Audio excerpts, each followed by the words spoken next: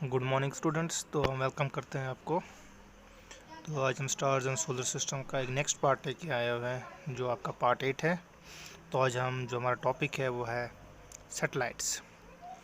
Satellites होती है जैसे कोई भी सेलेस्टियल बॉडी जो रिवॉल्व अराउंड करती है प्लेनेट के, उसको हम सैटेलाइट बोलते हैं। जहाँ कोई भी सेलेस्टियल बॉडी जो दूसरी सेलेस्टियल बॉडी के इर्द गिर्द रिवॉल्व करती है उसको हम सैटेलाइट बोल सकते हैं। मून जो है वो सैटेलाइट है अर्थ का। आपको पता है मून जो है वो अर्थ के इर्द गिर्द रिवॉल्व करती है।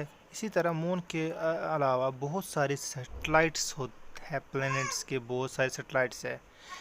तो हमारे पास भी बहुत सारे ऐसे सैटेलाइट्स हैं जो मैन मेड हैं, जो रिवॉल्व अराउंड करते हैं अर्थ के। उन प्लैनेट्स को हम आर्टिफिशियल सैटेलाइट्स बोलते हैं। तो उन प्लैनेट्स को हम तो अर्थ जो है नेचुरल सैटेलाइट है, अर्थ का नेचुरल सैटेलाइट मून है। और इसी तरह अर्थ इन मैन ने बहुत सारे सैटेलाइट्स अर्थ के इर्द गिर्द डाले हैं जिनको हम आर्टिफिशियल सैटेलाइट्स बोलते हैं या मैन मेड सैटेलाइट्स भी बोलते हैं। तो इस तरह के सैटेलाइट एक ऐसी चीज़ होती है जो रिवॉल्व अराउंड करती है दूसरी सेलेस्टियल बॉडी के। तो अब हमारा नेक्स्ट जो है वो प्लैनेट्स के रिगार्डिंग है, तो वो हमारा है मरकरी। मरकरी एक नियर स्टार प्लेनेट है सन के। ये smallest planet our solar system का है क्योंकि ये बहुत ही नज़दीक है। इसको इसलिए इसको ऑब्जर्व करना बहुत ही मुश्किल है। It has no satellites. आपको याद रखना है जो मरकरी जो प्लेनेट है उसका कोई भी सैटेलाइट नहीं है। ये बहुत ही नज़दीक है सन के। ये बहुत एक सा है, ये मतलब ये बहुत क्लोज है सन के, तभी ये बहुत ही गर्म भी है, गर्म प्लेनेट सबसे है। अब वीनस आता है। वीनस जो है अर्थ का सबसे दूसरा प्लेनेट जो है अर्थ सन के बाद, मरकरी के बाद है। ये ब्राइटेस्ट प्लेनेट होता है स्काई में। समटाइम वीनस अपीयर होता है ईस्टर्न स्काई फॉर सनराइज, मगर कभी कभी ये हमें वेस्टर्न स्काई में भी दिखता है सनसेट के बाद। मगर इसको हम मॉर्निंग स्टार या इवनिंग स्टार के नाम से भी जानते हैं। तो वीनस मगर एक किस्म एक जो है स्टार नहीं होता, ये एक प्लेनेट होता है।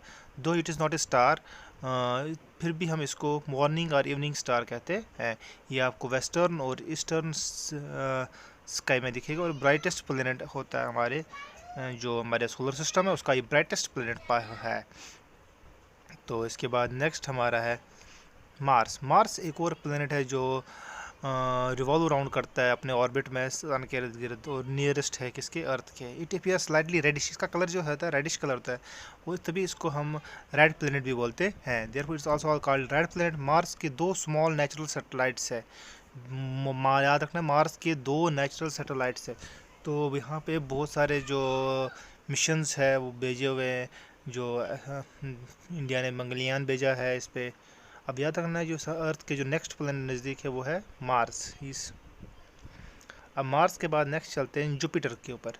जुपिटर पे एक लार्जेस्ट प्लेनेट है सोलर सिस्टम का। इसमें इतना भी बड़ा है कि इसमें 1300 मून अर्थ जो है इसमें इतना जितना 1300 अर्थ का साइज़ है उतना इसका एक प्लेनेट का साइज़ है। ये बहुत ही बड़ा है, बहुत बड़ा प्लेनेट है हमारे सोलर सिस्टम का।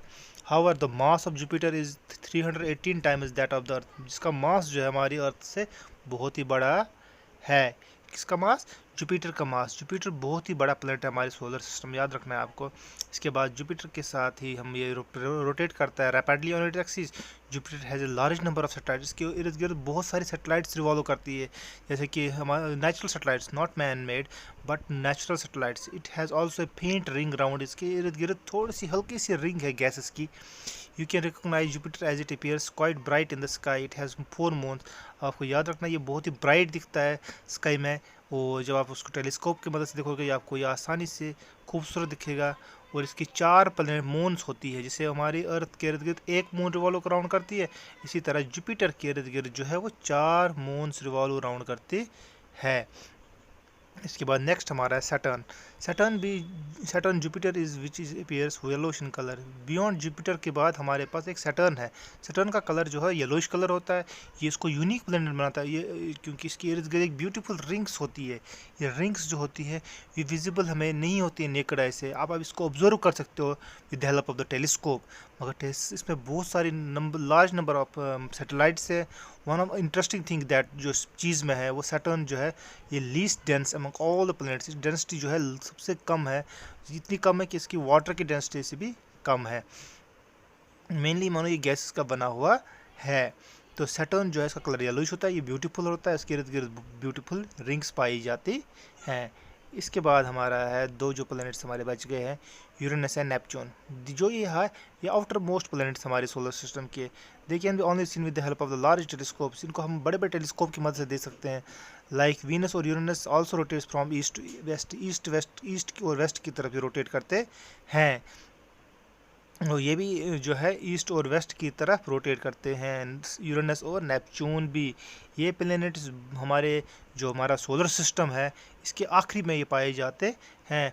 उनको हम अपनी नेकड आई से नहीं देख सकते हैं, इनके लिए हमें लार्ज बड़े बड़े टेलीस्कोप्स की मदद से हम इन दो जो ये क्या कह सकते हैं, जो ये प्लैनेट्स हैं इनको हम उनसे देख सकते हैं।